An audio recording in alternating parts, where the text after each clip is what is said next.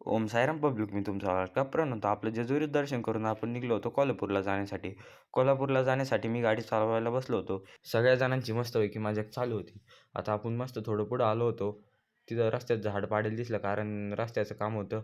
मग थोडं पुढं आलो तर CNG भरायचा होता. CNG तर गाडीत काहीच नव्हतं. आता थोडाफार भेटला. मग काय CNG भरून डायरेक्ट कोल्हापूरमध्ये आलो होतो. कोल्हापूरमध्ये आता मस्तपैकी दर्शन करून लगेच निघू म्हणलं. कारण उद्या सकाळी आपल्याला पेपर होता. पेपरला जाण्यासाठी तर आपला काहीच अभ्यास झाला नव्हता. सगळे पोरं मस्तपैकी चाललो होते. काका ते पण मागं राहिले होते.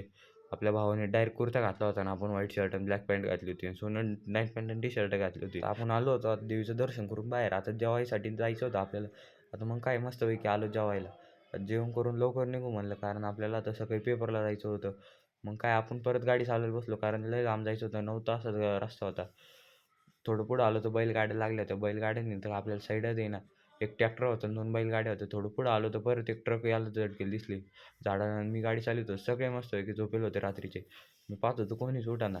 तर मग काय पुढं आलो होतो तो अजून भरपूर लांब जायचं होतं आपल्याला. तर दीपू काका उठले होते रात्री. त्यांना म्हणलं आपल्याला एक व्हिडिओ घेऊन टाका. मग काय दीपू काकाने व्हिडिओ घेऊन टाकली. इतका भारी रस्ता होता. मजा येत होती. गाडी 100-120च्या स्पीडने भारी पळत होती. सगळे झोपेल होते. आरामात झोपेल होते मस्तपैकी. सगळ्यांना विश्वास होता कारण मी एकदम परफेक्ट घेऊन जाईन. आपल्याला निघून फक्त 4-5 तास झाले होते. त्याच्यात 2 ठिकाणी अडचणी आली. एक ठिकाणी ट्रक झाडाला धडकेली होती आणि एक ठिकाणी ट्रक फसली होती. ते ट्रक फसलीची व्हिडिओ घेतली नाही. तर थोडं पुढं आलो तर सिंगल रस्ता लागला होता परत.